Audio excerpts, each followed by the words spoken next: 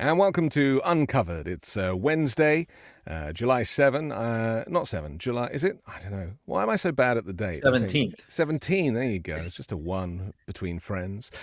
He's Ron, I'm Anthony. It's Uncovered. We haven't had the chance, Ron, to talk since these momentous events have taken place in and around Donald Trump's ear. And so I think it's important we probably start with that before we uncover more of the MAGA propaganda that is certainly catching the corporate media in a way that is very, very disappointing. You know, and you and I try and do our best to kind of expose that. But the corporate media, I feel at the moment, are falling into some huge misinformation, disinformation traps. We'll come to that. Let's start with the assassination attempt that took place on Saturday. I'll just give you my kind of feeling initially, and that is that, you know, when everyone is saying this is going to make Trump more popular because people will see him as a martyr and people will have a kind of sympathy vote towards him and stuff, I personally don't think it's going to change the dial for his popularity between now and November. You know, this week might feel like it, but I personally don't think that this type of thing changes the fact that he is a threat to democracy, you know, an authoritarian and very, very dangerous. So that's just my take. How did you feel when you heard and saw this happen? Well, I think there's two things to me where it could have really helped him, but won't. And those two factors are this: who the shooter was. I mean, if this was some very left-wing guy, you know, who was very anti-Trump, vocal on social media, all of the, you know, a well-established Democrat, let's say, I think that this could have really benefited him politically if it could be shown that it was a politically motivated attack from someone on the left. But that does not appear to be the case. It appears that this is a Republican. He's a gun nut. He is from a relatively well-off family. His father is very pro-Trump, and he voted in the Republican midterms as a registered Republican. So there's no, of course, law enforcement has not gotten into or disclosed anything that was in his phone. And I suspect when they do that, that's when we'll find out some more as far as what his motivations are. But if his motivations were political and they were leftist, then that could have been to Trump's benefit in some way. Second is his reaction. You know, the MAGA people are all enthralled with him standing up and saying fight and yelling fight. And they thought, well, this just shows how courageous he is. I think that was the absolute worst reaction that he could have cowardly.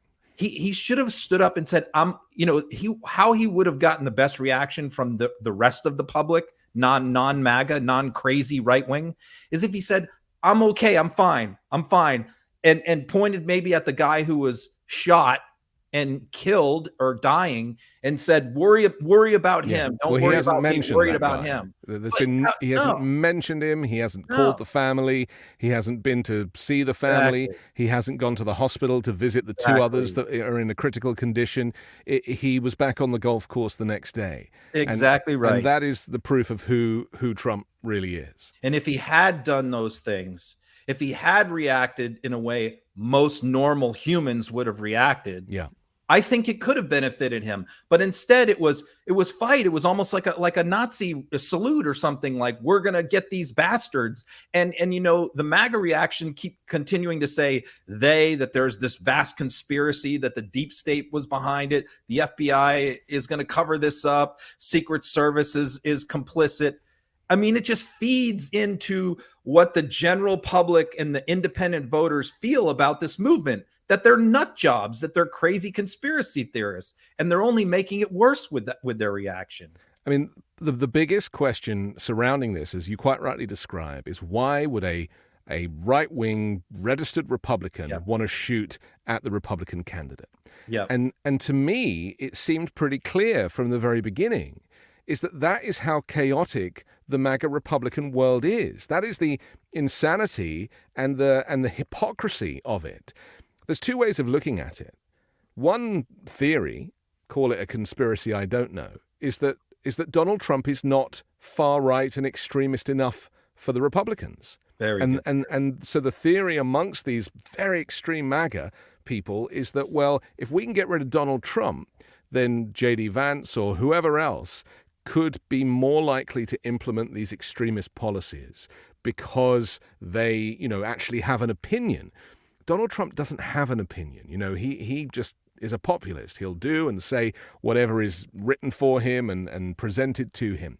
But people like J.D. Vance are very dangerous because they actually hold these positions and these opinions and can speak eloquently about them. Let's touch on what you just said. So you're absolutely right, because I'm very plugged into the most extreme far right people. Okay. I follow them on social media. I watch their podcasts, and many of them have been upset at Donald Trump for a long time. Yes. They are pissed at Donald Trump over vaccines, COVID vaccines. There's many people who believe that that is a bioweapon that is going to kill millions of people someday. Fauci and all that stuff. They're all going to drop dead. And Donald Trump continues to take credit for this. And at one point, Alex Jones even turned on him over the vaccine. They don't like his position on abortion, that he's moderating his stance on abortion. So you have all these crazy, hardcore pro-life activists furious at Donald Trump. He's embracing this OnlyFans Satanist, which we're going to get to later, who promotes Satanism. I can give you example after example where right-wing nuts are furious at Donald Trump for a variety of different things. So we may very well find out that Donald Trump got this guy upset about something that he did where he wasn't far right enough. So I totally agree with you that that's a very plausible theory. I don't speculate, too much online, because too many people do that online, and it's toxic. But the other theory is, look, maybe this guy just wanted to be famous. That it's just simple as that. That's the point I made in my analysis immediately after the event. This notion of martyrdom and becoming a celebrity. I mean, arguably this guy was the most famous person in the world for 15 minutes. And we often see that in these little manifestos that these shooters write, and, eventually they find these notes that they talk about wanting to, be famous, be known, because they spend their lives, if they're bullied and isolated, then they want to get back on the bullies, and they want to be, the person who has the most attention. And it's a deep-rooted psychological issue. I'm not an expert, but I recognize, just from a humanity perspective, that if you've been bullied for so long, and I saw some videos of people kicking at his legs and doing this behind his head and all these kind of weird, bullying is just the worst. But, I felt sorry for him in those moments. But, unfortunately, young people who don't have great guidance will do crazy things. And then when you throw MAGA republicanism into it, it gets even more crazy. And then when you add their love of firearms, especially the AR-15 type rifle, which is like a mascot of the MAGA Republicans, then that's a recipe for disaster. And how about this? I mean, he was really into guns. He loved shooting. He tried to get on the shooting team, shooting club thing, and they kicked him out. They didn't let him in. So maybe he was just trying to prove to the guys who wouldn't let him on the shooting team that he was a good shot, and do it in a famous way. And he also managed to evade a number of things. He evaded the security services. Now, this is what people cannot get their heads around, which is why there are so many conspiracies. Yeah. I should just explain very quickly. I did it in a video that you can watch on Midas Touch, but just to say, the Secret Service can't cover the whole area. This was a massive fairground, and those buildings with rooftops, they put their own snipers on those buildings. The building he was on was outside the fairground. It was not considered to be part of the Secret Service's jurisdiction. It was left over to local law enforcement. They tried to climb the roof. One officer gave the other a leg up, got up there. He pointed a gun at them. They kind of fell. I think the officer fell 8 feet, we're hearing now. And so, they couldn't do anything about it. They just couldn't. And yet he was neutralized the moment that he fired a shot. So, I don't doubt that there were some failures there on the ground, but there's two things that we should talk about where Donald Trump is possibly responsible, at least partially, for this. Number one is, where he, like you just said, where he continues to choose these rallies. He does not want to spend the money to do these in indoor venues, which are very expensive. Incidentally, the one he just scheduled for his next rally indoors. I seriously doubt we will see Donald Trump do another outdoor rally again. He might, but I doubt it. So he's always trying to save a buck by doing these rallies in weird places and cow pastures and cornfields. And it was a shitty venue. I mean, these images we've now seen of it, it's a rotting field. Yeah. So he gets these venues where he can hold rallies for free, and it leaves everybody wide open. Yeah. So that's one. It's a security nightmare. So that's one thing. And the other thing is something we've talked about on previous shows, which is the fact that his Secret Service detail has over time evolved and acts more like campaign security than Secret Service. Yes. And I will bet when this investigation is done, as it is being done, we are going to find that the Secret Service detail assigned to Donald Trump has been bending a lot of their rules and policies at his request and at his campaign's request, because Donald Trump wants things done a certain way that is going to paint him in a certain light, and that isn't always compatible with security, as we saw on January 6th, by the way. He said, let me get my shoes, let me get my shoes, let me get my shoes. Right. Then they're looking around for the shoes, and then he goes, wait. And then he stands up. And they waited. Again. They waited. Now, I hypothesize that, a Secret Service detail will get to know the president very well. And this was confirmed earlier today on MSNBC, because Eric Trump was on, of all people. And I've never heard Eric Trump speak eloquently before, but he did, about the relationship that he and the family and Trump has with these individuals, including that poor female one who has come up for so much flack because they've slowed down the video of her not being able to get the gun back into the holster. I mean, I wouldn't be surprised if she does something crazy, because that is a lot of negative energy upon one person, He said, these people, we know them all like family. We know their families. We are very close to them. This is a problem. It is a problem, yeah. That is not supposed to be the case. No. And we've documented this. We've shown how, he's helping people get autographed. The Secret Service are helping people get autographed. I mean, they're behaving in ways that are not normal for Secret Service. And we've shown this before with clips. And I've complained about this. Like, they're not acting like Secret Service. They're acting like campaign security, and they're bending rules. And you're not supposed to have that kind of relationship with your subject. And you just saw right there, even those protocols, allowing him to stand up and raise his fist. Yeah. That's against protocol. You're supposed to bundle him, as Ronald Reagan was bundled in 1981 when he was shot. It was a disaster, undoubtedly. But they're doing it because they do what Trump wants. But also, that really is an indictment of his personality type, right? He is an authoritarian. It's Trump's way or the highway. And the fact that he was able to tell 6 or 7 security people to wait whilst bullets were flying, that's all the evidence we need, because they complied.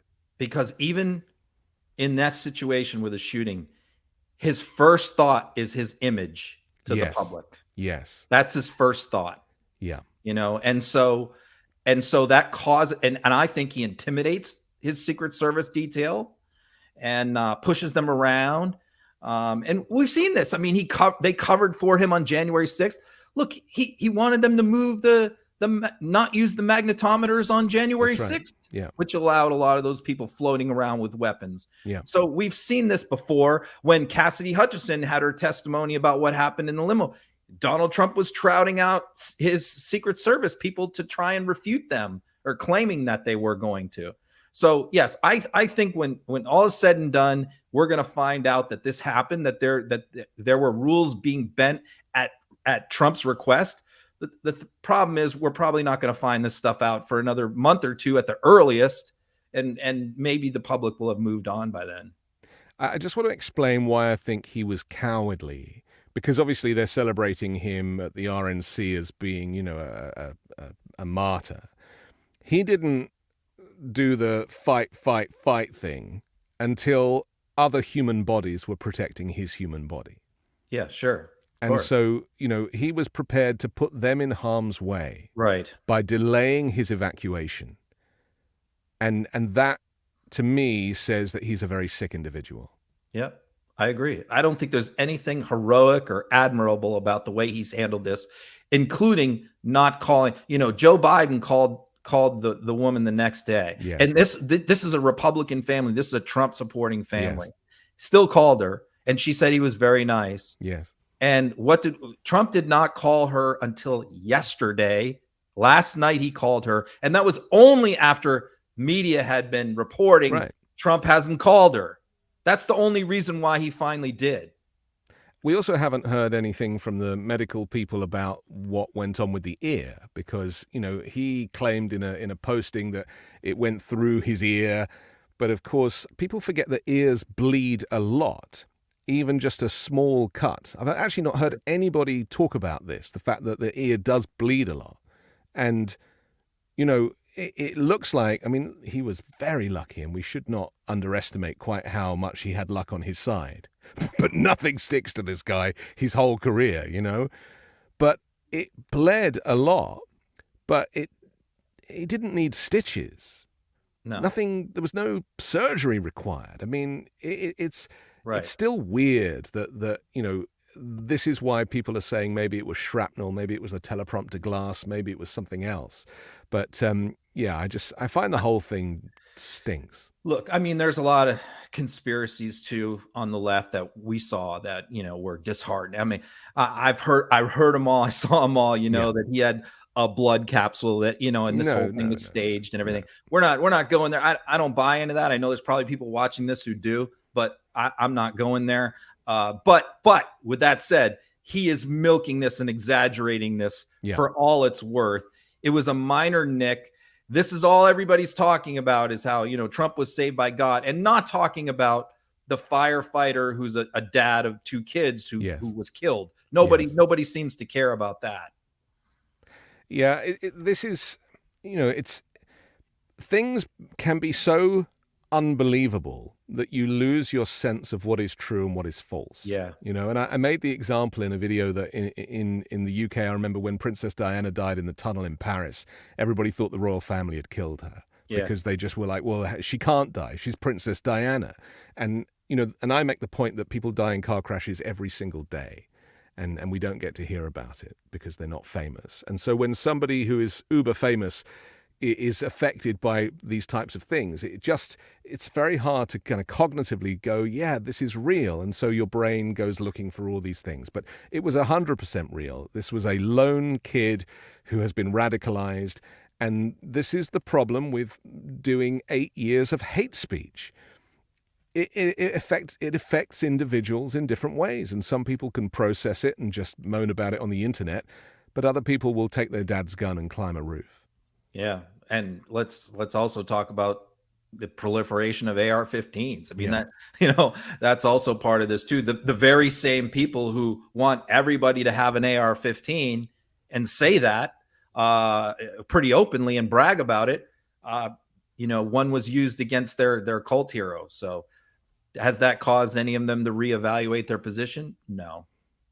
That is the irony of this story, though, isn't it? That they wear these pins on their lapels and their ties, and Lauren Boebert has the Christmas card with her and the whole family, including the children, holding AR-15s, and yet that was the weapon that that clearly he chose. Yeah, it's the glorification of it. Yeah, it's just. It's one thing if you want to have it for self-protection, but they revel in it, they promote it. It's like part of their identity, which is so twisted. And look, that type of messaging may have influenced this kid. Talking of this kid, I want to show this clip from local Pittsburgh news where they're talking about a potential motive. Obviously, that's the kind of missing part of this story right now. Let's take a look at this. Investigators dressed in plain clothes as well as FBI agents approach this house. That's where the family of Thomas Crooks lives, which is right here on Milford Drive. Then we started to see those agents going door to door, canvassing the neighborhood and speaking with people who live here. They're trying to get answers to the many questions that still remain. Crooks's motive is still unclear. Records show he is a registered Republican, and neighbors today told us that they've actually seen Trump signs outside of the home over the course of the last few years. I mean, it's so hard, isn't it, to psychologically profile these individuals? And famously, the Republicans, whenever there's a shooting or a mass shooting, they talk about being mentally ill, and Not this time. no, Yeah. not a word. Yeah, you're right. Their first reaction is it must be SSRIs and Yeah. we have a mental illness problem. Yeah, or maybe he's trans and he's in this case. confused. Yeah, not in this case. Yeah, not trans, not migrants, apparently not mental illness. No, a white it's Republican man. It's all a deep state conspiracy. Yeah. Right. Yeah. Okay, let's talk about something. I want to kind of move this into the RNC because I think the timing of the assassination attempt and then, of course, the Republican National Convention being literally 2 days later, and that puts Trump on the front pages in a way, because that image, of course, of him like this, I heard that somebody superimposed the American flag behind him, and that image has been shared a lot. It wasn't actually there when that photo was taken. But that image has obviously ricocheted around the world. And so there is a kind of false feeling from people who don't quite understand, the American voter, that Trump has now got this in the bag, the election, because of the timing of the heat of that coverage, then the coverage of the RNC, and then the coverage of the announcement of J.D. Vance being the VP pick. I personally don't think that anything has changed, but No. and in 2 or 3 weeks' time, once the temperature comes down, people will remember that Trump is still the fascist that he was 3 weeks ago.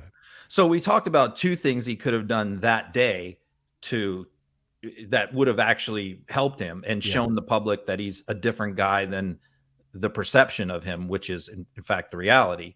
But he didn't do that. So now we have the third thing he could do, which is what he said he was going to. He claimed, I've torn up my speech I was going to give at the RNC that was going to attack Biden and attack the Democrats, and it was very aggressive speech. Now I've written a whole new speech, and he claimed that he wrote it, which is ridiculous. He's never written anything in his life. Yeah. But he claimed that he rewrote a whole new speech, and it's very about reconciliation and unity and bringing the country together. And this is what the media has been reporting for the last 3 or 4 days, that this is a new Trump, that we're going to see a whole new tone. Meanwhile, I'm still reading his Twitter account, his Truth Social account. It's the same nasty, venomous stuff that I see every day before the shooting. And I'm watching the RNC and I'm hearing all the same divisive nonsense and conspiracy theories about Democrats. I'm not seeing any new tone. So what is the media talking about when they're running with this narrative? Instead of like, they're promising this, so you're reporting it as fact. It's like, well, let's see some examples first before you report it as fact. It's the same as the phrase I keep hearing from people, including commentators that I really respect, saying, I've never seen so much unity in the Republican Party. It's like, what? Where? Like, I've been watching the RNC. They're pretending? It's just chaos. Putting people on the stage who tick boxes to give the impression that we are inclusive, and it's the whole thing is a fake event. It looks chaotic, and the only people that seem to be showing up are nut jobs. I'm so plugged into like right-wing social media. I can just tell you that activists and influencers are furious at this convention. Yeah. So the idea to say, oh, this is such a unifying to who? Unifying to who? I can tell you that there's people that are Republican activists who are watching this going, well, we've got an OnlyFans person up here. We've got pro-choice people speaking. We've got Nikki Haley. What the hell? They're saying, what the hell's going on? What is this? This isn't what we're all about. So I'm just not really getting it, where this is some kind of unity convention. But I'm watching it. Doesn't seem that way. The commentators have fallen into this MAGA marketing trap, right? I sound a bit like Hakeem Jeffries, this MAGA marketing trap, which is to, by making so much noise, it's almost as if the corporate media are like distracted, like squirrel, and they just go there. It's the lowest hanging fruit. But you really need to understand who these people are.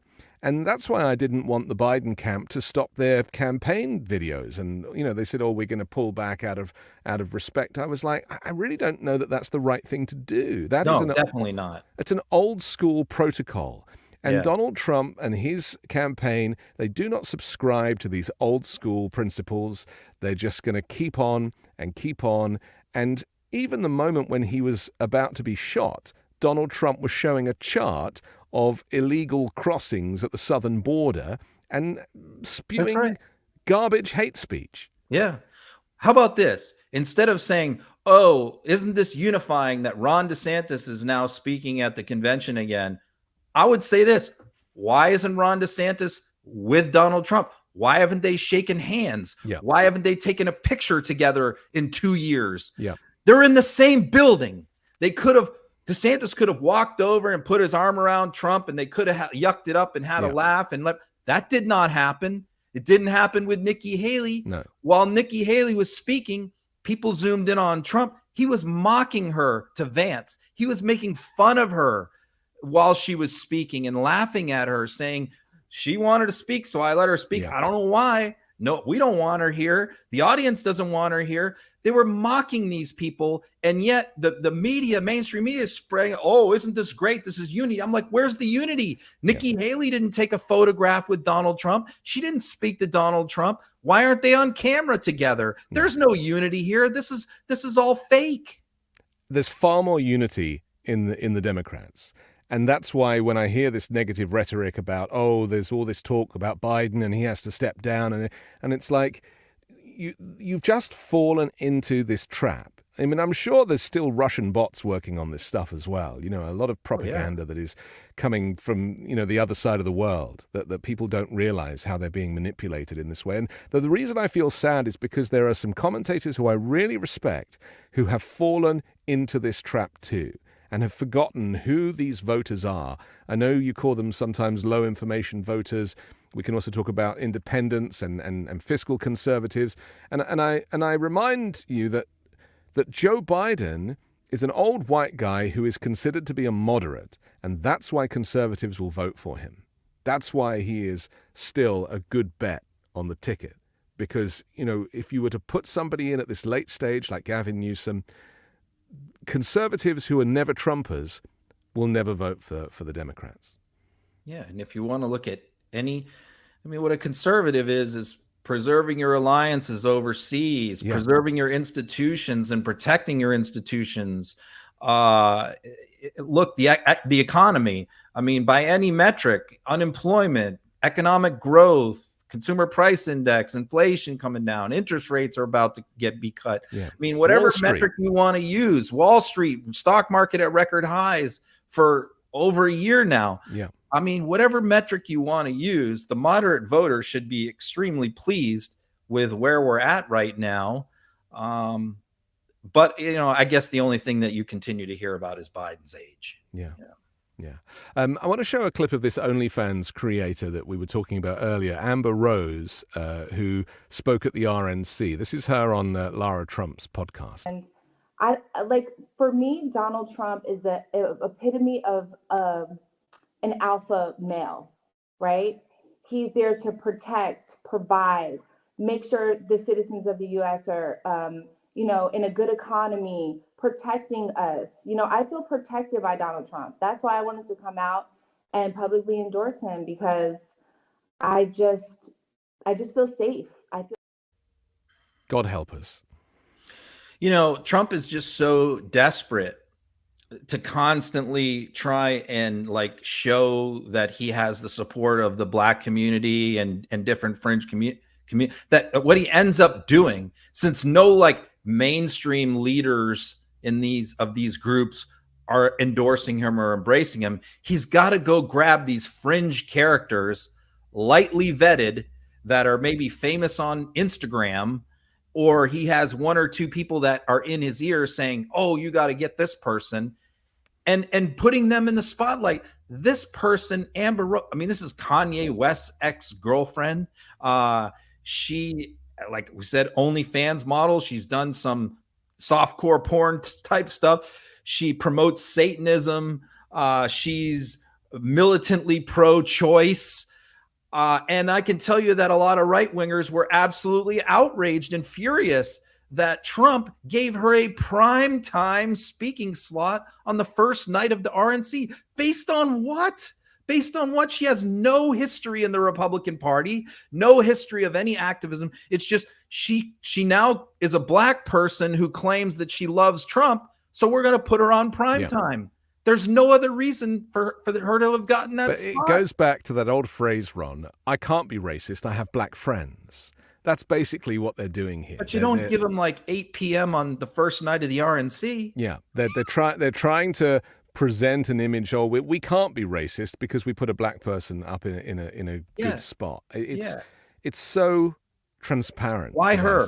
Why her? Yeah. You know, why not a black business owner in Ohio or something? Or anybody. Why did they take an OnlyFans model? Yeah. You know, and put her on there.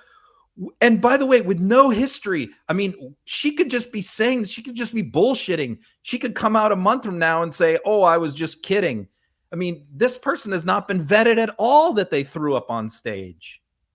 It just, again, it goes back to the fact that people can be very easily distracted by, a production. And the Americans do this better than anyone. That kind of RNC stage with the LED screen and all of the stuff. I mean, it looks spectacular.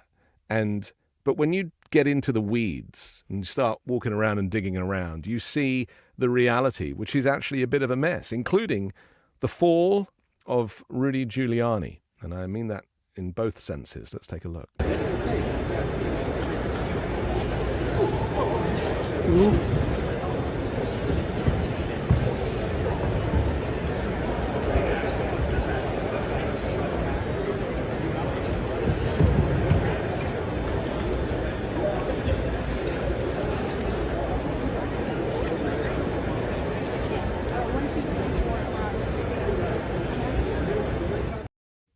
He went down hard, didn't he? Yeah, so we don't know what's going on here with Rudy. It was, I think, around 3 o'clock in the afternoon when this happened, when he's walking into the building, whether he had too much to drink. And, it's been well documented. People around him, people close to him, everybody says he's drinking very heavily these days, morning, noon, and night. I've watched him. He's very erratic on his podcast that he does on Mike Lindell TV, who in his new job. Look, Rudy's had a really bad week because earlier this week, his bankruptcy case was tossed, which is a huge blow to him. Let's go back to that for a second, because that's kind of important. So what Rudy was trying to do is he originally filed for Chapter 11. He was only doing this to delay the creditors collecting on his assets, right? To protect them and to drag things out. So what he did at the 11th hour, at the last minute, is he tried to switch that from a Chapter 11 reorganization to a Chapter 7 liquidization, again, just as a delaying tactic.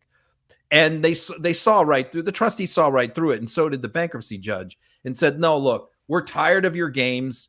This isn't a good faith bankruptcy. You didn't file this in good faith. You only filed this to avoid your creditors.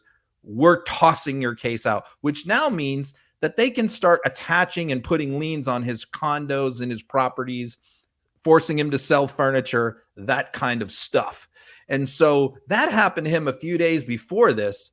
And then he shows up at the RNC, and look, he looks like he's like pointing at something on the floor, and then he walks too far to the edge and falls for no reason. Yeah, this guy is completely circling the drain, and he's almost to the bottom of the drain at this point. And let's not forget he's been disbarred as well, and that obviously, if you're a lifetime lawyer and arrested twice, it's going to hurt, because it's taking away your standing. America's mayor. He was fired from his law firm, right? Indicted twice, disbarred, tossed in bankruptcy court, massive civil judgment against him, and now he's fallen on his face at the RNC. And he's working with Mike Lindell. Couldn't get much worse. Working for Mike Lindell. Right. Okay, listen, we have to take a quick break, but I want to come back and talk about Trump's VP pick, J.D. Vance, and we'll find out why he might be more dangerous than Trump himself. That's next.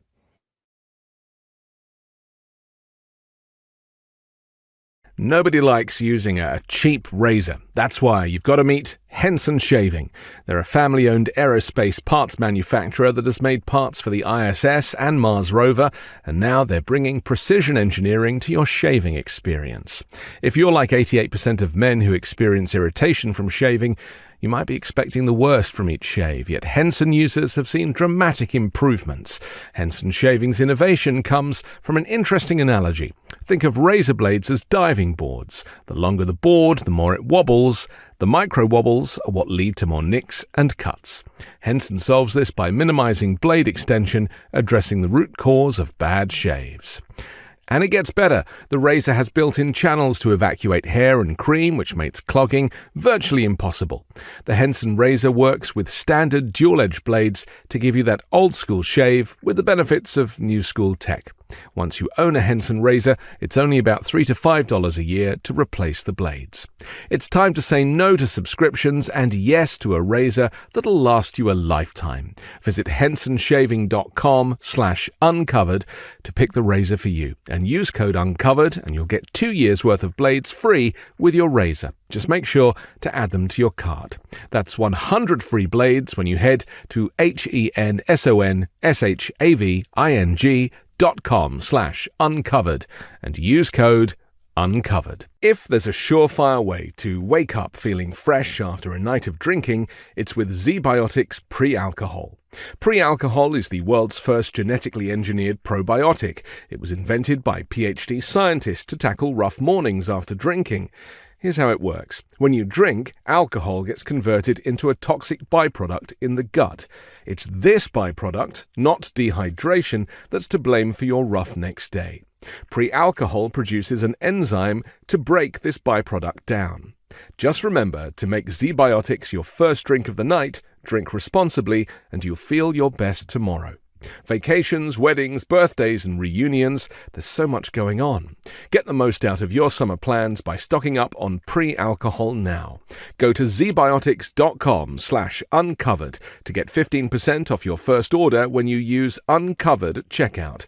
Pre-alcohol is backed with a 100% money-back guarantee, so if you're unsatisfied for any reason, they'll refund your money, no questions asked.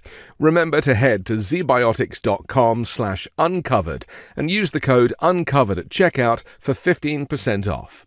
Thank you, ZBiotics, for sponsoring this episode.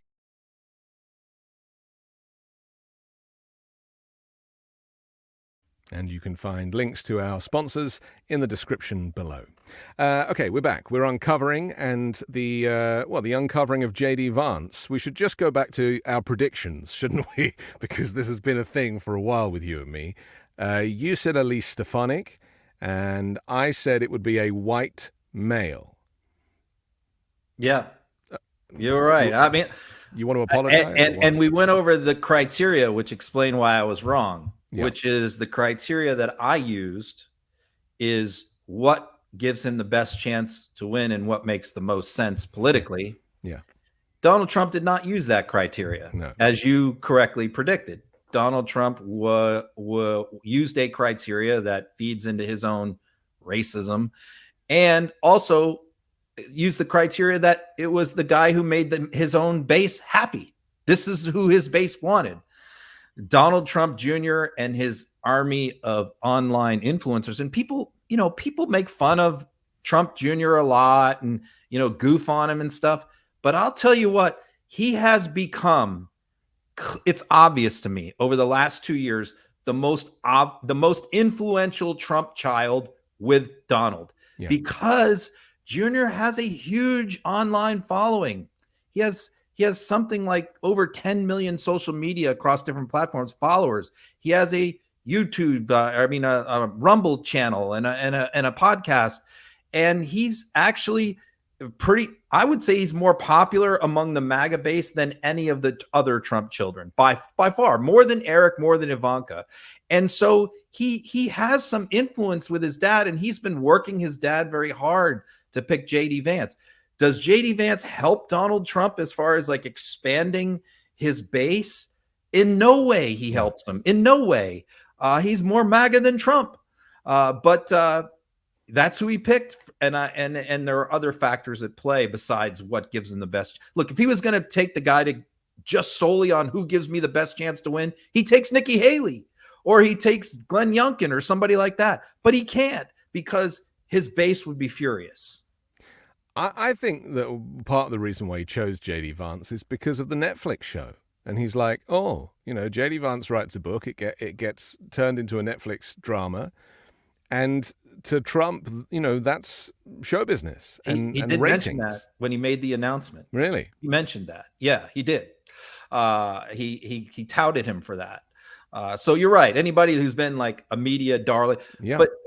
But the funny thing about that is, the whole central premise of his argument back then was anti-Trump. Right. His whole argument, if you go back and you watch all the old interviews from 2016, was what he was saying is Donald Trump is exploiting the people I grew up with, the people I wrote about in Hillbilly Elegy. Donald Trump has figured out how to tap into their deepest, darkest fears, how to push their buttons and exploit them. But he said he's doing it in a cynical way. He's a jerk. He's an ass. All these names, America's Hitler. And he's exploiting these people, and he offers them no solutions. This is what Vance said in 2016. And he was absolutely right. Everything Vance said about Trump in 2016 is 100% on the money. But he's changed a lot. And he's also had to do a lot of cleanup, because all of these clips of him saying terrible things about Trump are surfacing.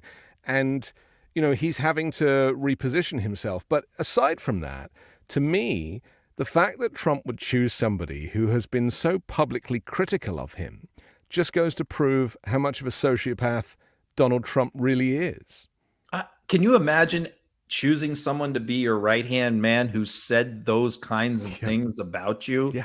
It's just...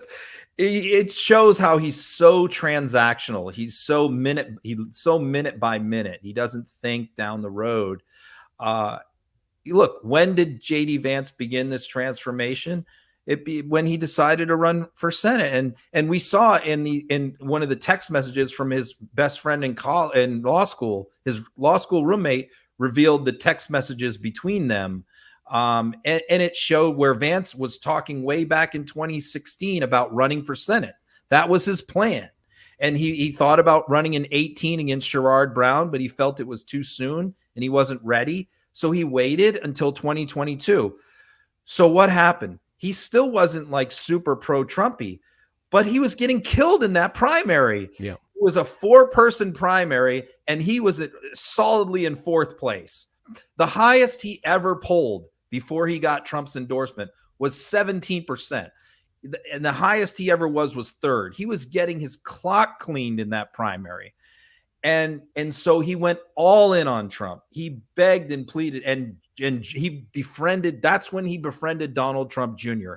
And they became very tight. And Jr. was working his dad. And look, his dad didn't really care who won that race. He just wanted to pick a winner. And Jr. wanted him desperately. And what does he do? He endorses Vance. Vance immediately rockets to the top, wins the primary. And of course, just about any Republican is going to win that race. And he was running against Tim Ryan. So J.D. Vance sold his soul, because if J.D. Vance did not do that, his lifelong dream of being a senator would not have happened. And he knows that. This was the only way he was going to accomplish his dream, was to go all in on Trump and become a completely different person.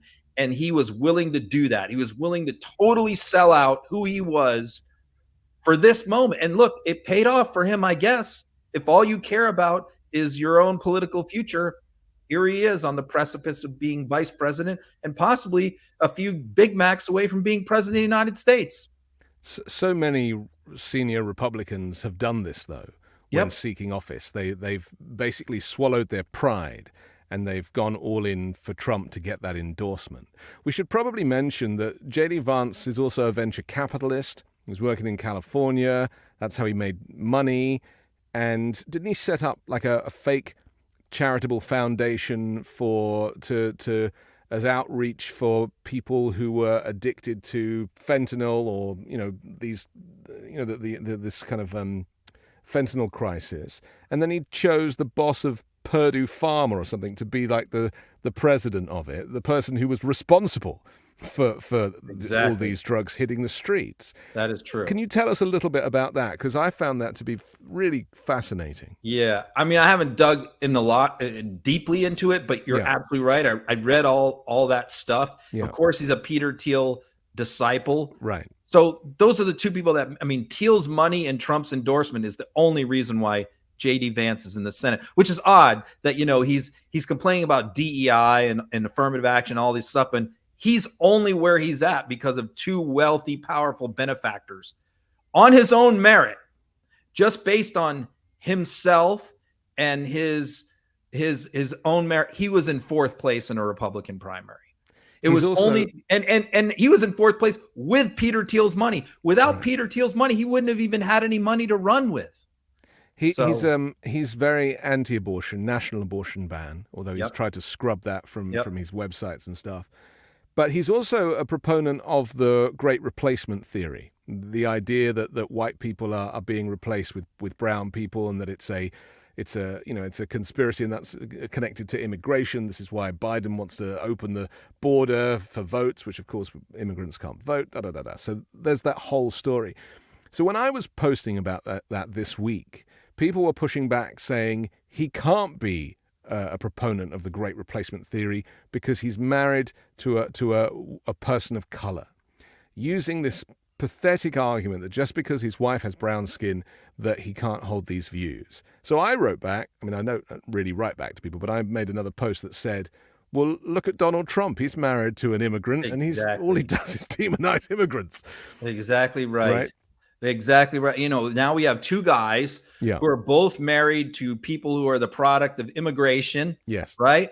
But they're the most anti-immigration people out there besides Elon Musk, which also is why Elon Musk loves the pick. He loves Vance. Vance is from tech, the Silicon Valley money, the same travels in the same circles. And here we are. Yeah. But, interesting is, that's another reason why if there's been any sort of grumbling about the Vance pick on the right, there's been not much, but there's been some, and it's over that. They don't particularly like that his wife is brown. That doesn't exactly excite the MAGA base. I mean, this is why I maintain that none of these things are really moving the needle for the Republican popularity contest in November. They might be moving the needle now for the media, and the New York Times has come out with like awful articles about celebrating Trump and trying to diminish Biden, and the Washington Post as well, But the point I try to maintain is that voters don't read those publications. I don't even read those publications. I have no interest in it because I know that the people that write it live in a bubble, in a politically elite bubble, and they don't really have a sense of. They're not doing what you do, Ron, which is trolling the kind of far right media and getting a sense of what these people really feel. This election is very much there for the taking. It's far from over. Far from over. I agree. I don't think he's made any headway in the last few weeks. I have a clip of J.D. Vance saying that he was going to vote third party. Let's have a quick look at this. I'm going to vote third party because I can't stomach Trump. I think that he's noxious and is leading the white working class to a very dark place. So when was that? Just give us a sense of the timeline. Is that around 2016? Yeah, he voted third party. He did not vote for Trump in 2016, right? He was toying with the idea of voting for Hillary. He said that as well, that he was considering voting for Hillary. But at the last minute, he said, no, I'm going to vote third party. And he voted for, I think it was Evan McMullin is who he voted for from Utah, who was, I think, an independent candidate or something, or he wrote in his name. So, yep, that's who he voted. He did not vote for Trump, and listen to the reasons why. Noxious, America's Hitler. So we've gone, and so what's his excuse now? That think about this. This is why I posted the other day. Think about this. J.D. Vance thought all of this stuff about Trump before Trump even set foot in the White House, before the Trump presidency and all the kids in cages and all that stuff, before Charlottesville, before January 6th, before all the election denial stuff. He thought this stuff about Trump before Trump did any of that stuff. Well, so did Hillary Clinton. And yet, So in other words, he thought that Trump was a horrible, noxious person, American Hitler back then. And what he claims now is that all the things that Trump has done since then has convinced him that he was wrong. This is his argument. It's such a pathetic argument. But what's even sadder about it is that the MAGA base will probably buy it because they're all in. And you know, there hasn't been enough use of the word cult when covering the RNC, because that's really all I've seen. It was like watching an episode of The Righteous Gemstones, you know, all the production and all of the, you know, all these kind of people worshipping at the altar of Donald Trump. And it just felt like, you know, either like a pyramid scheme meeting or a, you know, multi-level marketing event or a cult event.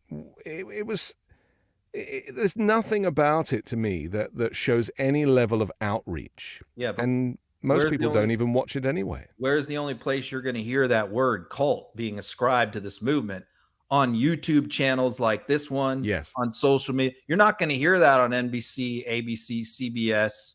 You know, they're not going to use that word to describe what's happening, even though it should be obvious to everyone. They're just treating like it's just another normal RNC convention, and it's far from that. Well, they also don't touch on mental health or Trump's personality disorder. Yep. You know, these are the things that should have been dealt with years ago, about how mentally compromised he is. And again, they just won't touch it. I was really pleased to see Joe Biden, when he was interviewed by Lester Holt the other day, push back and say, why are you not reporting on Donald Trump lying 28 times in the debate? Yeah. You know, I saw the Republicans were saying he came off angry in that interview. I didn't think so at all. I agree. I thought that was one of his best interviews. Yeah. Okay, let's. I want to talk about these appointments, these Donald Trump appointments, because, you know, as I correctly predicted, he would choose a VP who was a white male and a wealthy one as well. We have a little photograph here of his 17 most senior political appointees. And what is the pattern? Look, everybody, and some people have talked about, Elaine Chao and these other. No, look.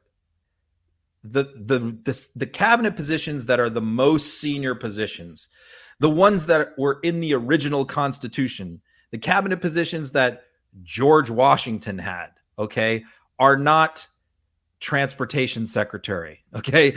The most senior positions in the U.S. government are in the cabinet, vice president, secretary of state, secretary of defense, chief of staff, and Homeland Security, which was created after 9/11, which combined a number of different agencies.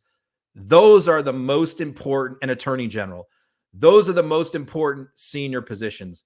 And you're looking right now at all the people that Donald Trump appointed to those most senior positions. And 17, by the way, and Kelly was appointed to 2. That's why there's 16 photos and 17 positions. All 17 are white. Not one non-white appointed by Donald Trump to the most senior positions in the U.S. government. And 16 of the 17 are white men. Look, that tells you really all you need to know about it goes back to that pilot analogy that came out of that crowd recently about, you know, if I was on a plane, I would want a white male pilot to be flying the plane. You know, was it Donald Trump Jr. that put that out, made that remark? How many lawyers has Trump hired, right? So how many of them are black? Look, how many black accountants has he had? How many senior positions are Hispanic or black in his companies? Okay. The thing is, Donald Trump will put out people like Amber Rose, and he'll let Byron Donalds or Tim Scott show up at events and speak for him.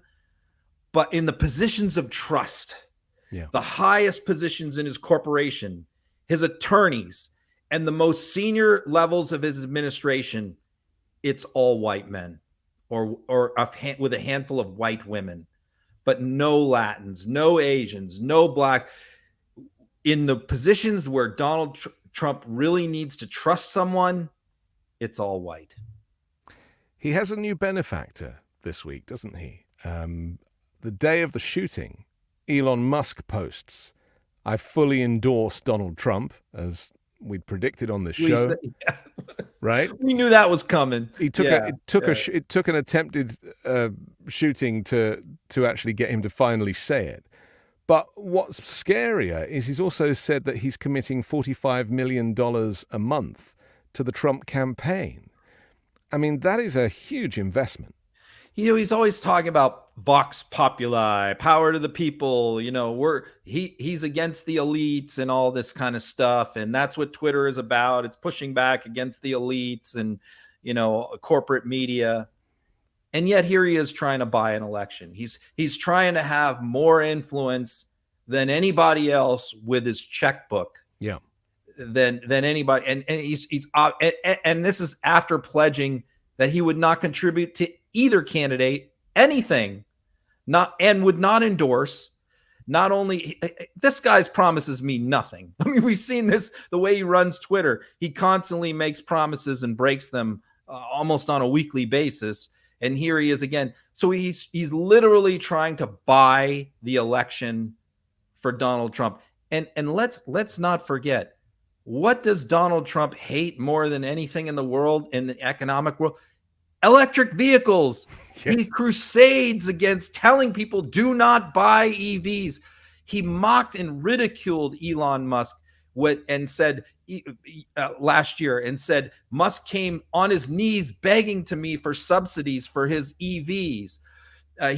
Trump talks about hitting China with tariffs. China is Elon Musk's biggest business partner. There's no logical reason why, from a business standpoint, Elon Musk should back Donald Trump. But he's not backing him for business and economic reasons. He's backing him for other darker reasons. Well, they are connected by their bigotry, by their xenophobia, by their racism. Yep. But they're also connected because they're oligarchs. And I think we need to start using that word. We always describe Russians as oligarchs. But actually we need to start using that word to describe the kind of political elite and the types of people like Musk and Trump. And I'd even put Vance into that category as well. I saw a photograph of his. Yeah. At the same time this is happening, where these oligarchs, like you just talked about, are lining up and giving money to Trump. Yeah. The very wealthy Democratic donors are threatening to withhold donations to Biden if he doesn't drop out. It's so naive and it's cowardly as well. I wish Biden would listen to you and I a little bit more, because I would just bring out that whole bunch of cabinet members and I'd see Biden as a team, and I want everybody to get to know the people behind him. And I hate it when he's just sent out on his own, and Kamala is so much better now. She's really learned on the job in terms of these media appearances. And I think it's a great pairing, Biden and Harris. I really do. I love the fact that Vance sounds like Pence and he only had to change 2 letters in the printing, save him some money. Yeah, that's pretty fun. Many people said that that's the reason for the pick. He saved some bucks. And it's not just, it's walking through the federal office building, across from the White House. And you walk, so we tend to focus on the cabinet officials and stuff like that. Yes. But you walk through that building during the Trump administration, because these are the people that really run the country. These are the people that are like the deputy chiefs of staff. These are the people who are really making policy and running agencies. And you walk through there and it's so diverse in the Biden administration, that building. You just walk in the building and walk around if you have a chance. And it's every nationality. It's old people. It's young people. Well, it reflects America. That is America. And they care so much and they work hard. And you walk through the Trump federal office building during the Trump years. That's not what you see. No. We should probably mention that, this is all joined up. And I have now started to change my language about Project 2025, saying that it's already started. We don't have to wait until January for that concept to drop. Because with the reversal of Roe, with the SCOTUS and the immunity, and now with the classified documents case being thrown out by Eileen Cannon in Florida, this is Project 2025. This is the deconstruction of the administrative state. This is moving the US to a kind of lawless environment. And I really feel like we need to stop thinking of Project 2025 as something that's like over there and is only happening if Trump's in charge, because the Federalist Society have been involved in all of these Supreme Court Justice picks. We know that Alito now and certainly Clarence are totally in the tank for Donald Trump, in addition to those 3 new ones. I mean, this really is a huge assault on American democracy that is underway. And to think that, it's not already happening would be foolish. Yeah, you hear the term a lot. Will the institutions hold? And that term is used a lot in terms of like, will the institutions of the United States check the impulses of the far right, or check their ability to do what they want to do? But yeah, you make a very good point. I really hadn't thought of it that way, but that's a good insight on your part, where you're saying that a lot of this really is laying the groundwork, is paving the way. It's sort of like they're in training camp right now, getting ready for the big game. And they're laying the groundwork. You're absolutely right. That is what's happening. But what is a bigger game than giving a president immunity? And let's talk about the classified documents case, because this is very important. That was the case out of all of them that was going to be the one that was going to prosecute Trump and probably put him in prison under the Espionage Act, stealing documents after he was president, lying about giving them back and potentially sharing them. And Eileen Cannon has used some kind of random excuse saying that choosing Jack Smith as a special counsel is unconstitutional. Just explain that from a legal perspective. Look, I mean, this is a simple case, as you just said. This case is basic. He took the documents, he hid them, he refused to return them, he used his employees to hide them while they were looking for them. He lied about returning all of them. And what do we have? We have the U.S. Supreme Court saying that he may have immunity for all of that. And then, his appointed judge tossing the case under a novel legal theory that was put forth by Clarence Thomas in the immunity. Clarence Thomas went out of his way to give Aileen Cannon a roadmap because she couldn't come up with this on her own. No. Okay. So he in his concurrence in the immunity opinion, he said, oh, by the way, I think that Jack Smith's appointment wasn't even legal under this theory. She latches onto that, which had no legal significance whatsoever. It had nothing to do with the immunity decision, but she latched on to his reasoning in his concurrence and used that to toss the case. Now, is the 11th Circuit, which is very conservative, is it likely going to reverse? Jack Smith has already filed his notice of intent to appeal. He did that this morning. So is it likely to be reversed? Yes. But, and what is the long-term effect of this? I mean, probably none, because this case wasn't going to get tried before the election anyway, because of the immunity decision. But yeah, this is the classic example of justice delayed is justice denied.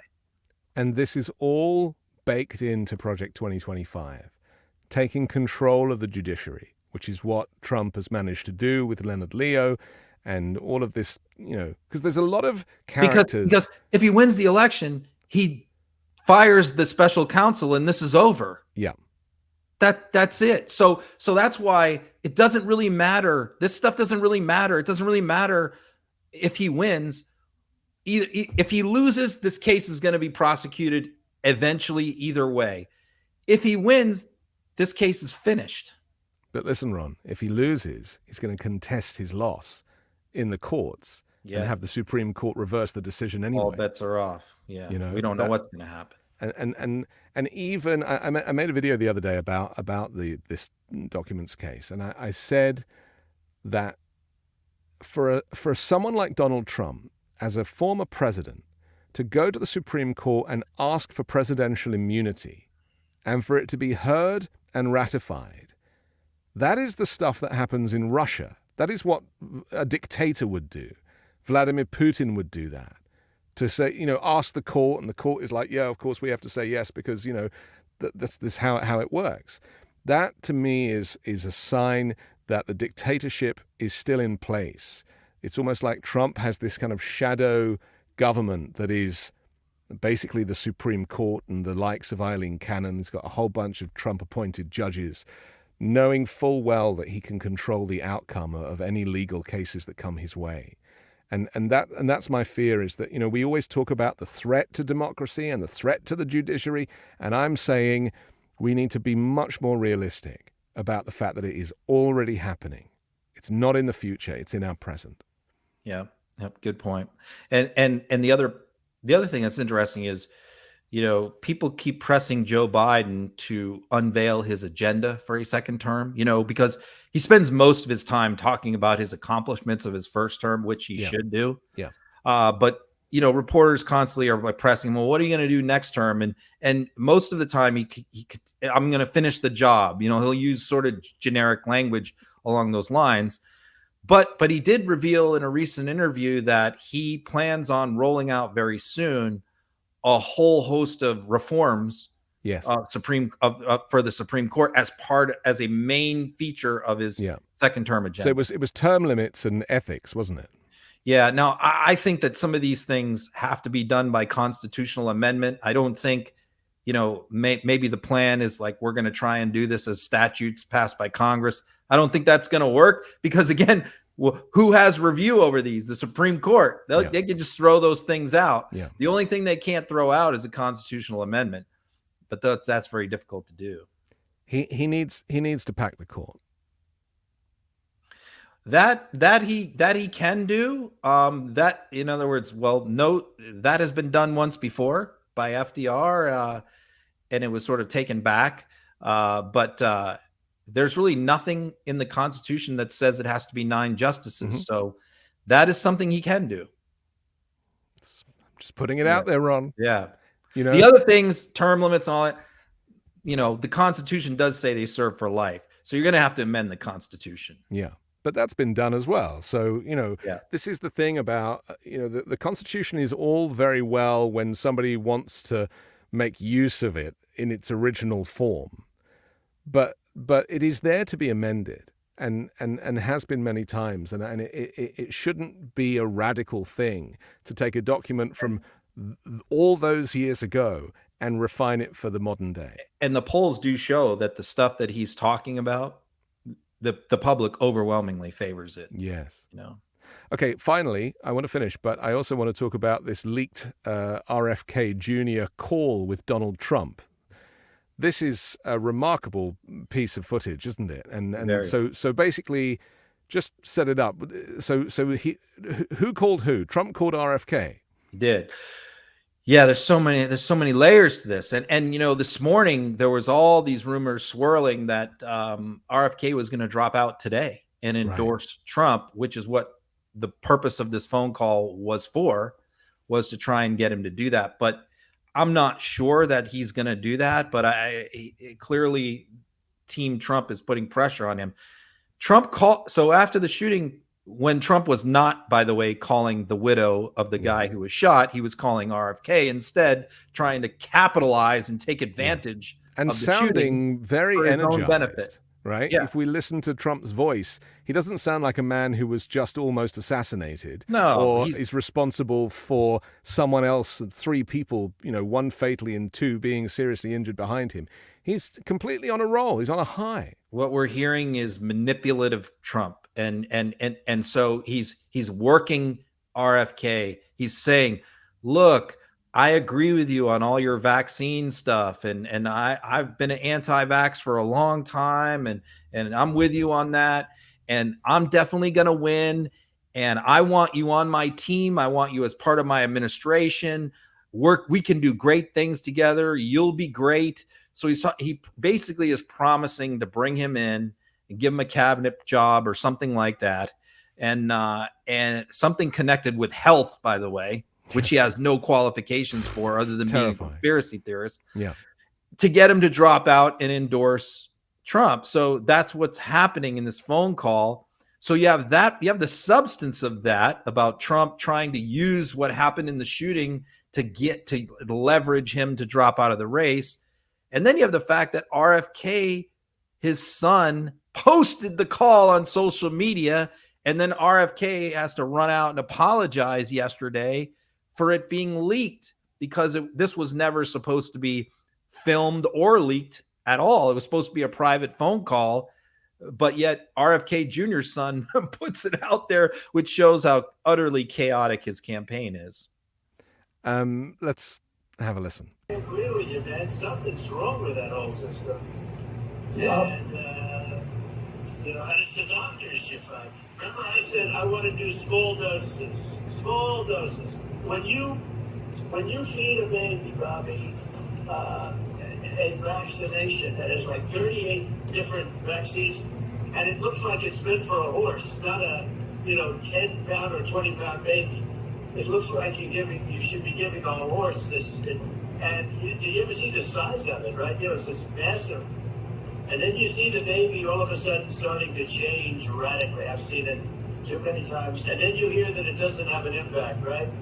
But you and I talked about that a long time ago.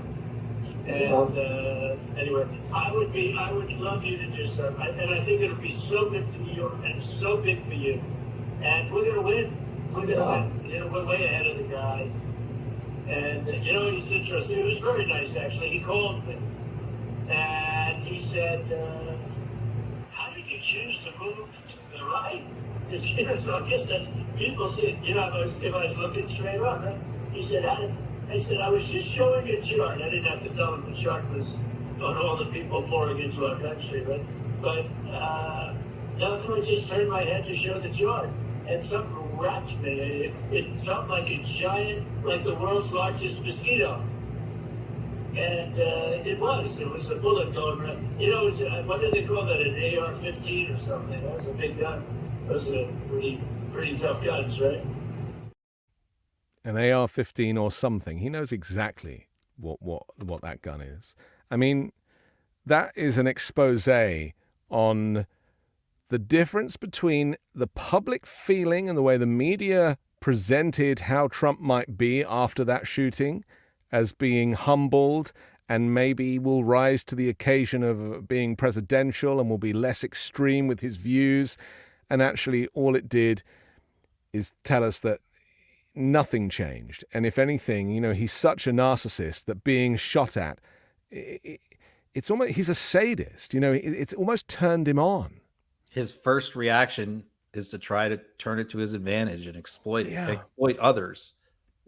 So let's talk also about the origin story of his for a second of these vaccine conspiracies that he's had. And I put an article up about this on MidasTouch.com where it all goes back to 2007.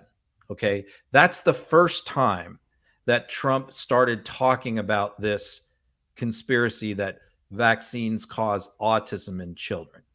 That was the very first interview he ever mentioned that was in December 2007. Yeah. What happened in 2006? Barron Trump was born.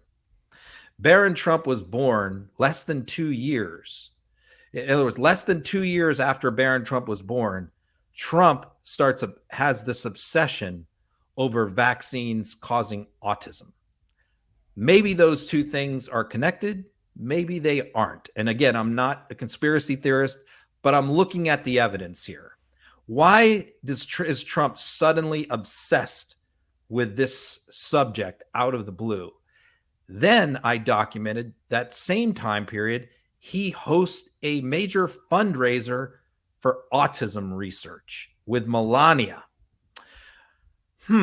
Very curious, right? So and again, he revisits this when he talks to RFK Jr., this childhood vaccine conspiracy stuff causing autism. What do we know about Barron Trump? Barron Trump has never said a single word in public that has been recorded. Not one word. He's been out there. He's been at different events, but we have not heard from him. So look, I'm not saying he's autistic. We don't know that, but we also know that he's been kept very much under wraps. We know that Trump does not like being around people that are different and thinks that that shows weakness, and that could reflect poorly on him if one of his children has an affliction. And that could explain the reason why Barron is kept so secluded, or it could just be simply a matter of Melania being overprotective. We don't know, but it's very, very curious, the timing of this. It's a theory I've never heard. It's fascinating, Ron, and only you would be able to join the dots like that. Okay, listen, we have to finish, but a very powerful conversation. So many things there, and I look forward to next week, because who only knows what's going to happen between now and then. If you want to download the audio podcast to this show, it drops later tonight. If you want to rewatch as soon as we finish, you can rewind. Please share the show.